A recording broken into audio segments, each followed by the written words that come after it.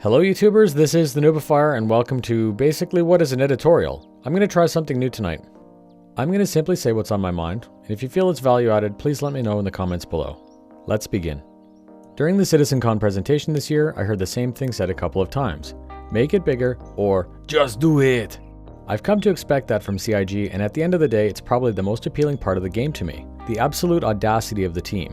Accept a challenge rather than find a way to sidestep it. Add a feature rather than delete one. That type of mentality will always make a project blow past its promised release date. The only way to preserve the timeline would be to add a lot of extra resources. That's people, tech, research, and more importantly, money. Lots of it.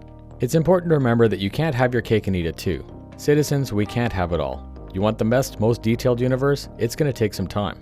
I think by now most citizens are currently aware of this and are okay with it. The community is so great and very understanding. So that's a nice segue into the problem. Almost any critical article or troll post about Star Citizen focuses on the perceived failure to complete on time. That's the cost. They often purposely forget to mention that the scope of the project has expanded since the original Kickstarter.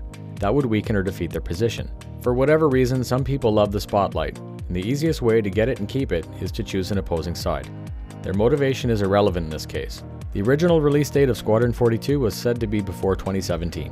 The only oversight that I can see is that someone a very long time ago set a firm release date on something that's dynamic. The scope and scale of the project grew and the date was left unchecked. Perhaps it should have been made very clear a long time ago that the date would move. Hindsight is always 20/20, so it's very easy for me to profess that to you now. Even before it was confirmed, it was very obvious that as we got closer to the new year, I knew better than to expect Squadron 42. So sitting in the Avalon Theater amongst all the citizens this past Sunday, I was hoping to see that demo. Sadly, Chris Roberts announced that they were frantically working on the demo and that it lacked the polish that he was expecting, so he decided to postpone it. I was one of the only people that actually clapped when he said that. It was very awkward, and I wanted to explain why that was my reaction. So you're free to focus on the fact that it's not ready, or you can take my perspective. We were so close to it being ready that we almost saw it this year at CitizenCon. Finally, Squadron 42 is real and it's coming. This type of delay will always give the critics and trolls some ammunition.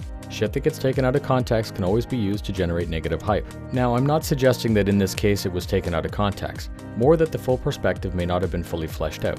Fellow citizens, please remain calm. It's not worth it to go on the attack, and I don't even feel that we need to do any type of major damage control. When this goes live, it won't matter what magazine said what or which person said what about what. It will be completely plain to see in real time what was actually achieved. I'm a backer and I understand the scope, and I support the decision to push that date back. The game development will always need new citizens, so rather than fighting with the media or trying to make a believer out of a troll, go show a friend what's happening right now. Tell them about the current limitations, but tell them what they're going to see in the future. Make them see what you saw and then let them decide. It's my perspective that the game will sell itself once it goes live. No level of troll or bad press will be able to operate once that's in the hands of the consumer, once people see it for themselves. The development of Star Citizen is always demonstrating tangible progress. To see that, you only need to go back 2 years to Gamescom and CitizenCon demos from 2014 and 2015. So regardless of what the trolls say, it must only release when it's ready. Patch after patch, demo after demo, more people see what's being built, more people see the results, and then they understand the potential. Whenever I think about the feature set of this game, I'm always amazed by its complexity. I want to end by saying two things. First, I want the final game right now, just as much as the next guy. We are only at year 4 of the development of the largest undertaking in gaming history. Historically, some of the most iconic games, such as Diablo 3, have had a much longer development cycle. And second, the best way to ensure that the game will be what you want is to get as many people involved as possible. That's why I started to make videos and why I continue to make this content.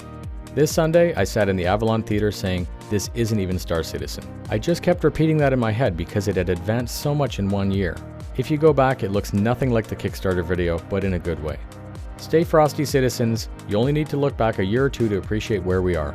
Please let me know in the comments if you liked the video, and please let me know if you'd like to see more in the future. Don't worry, the channel is not going to turn into some editorial, it's just I wanted to try it out.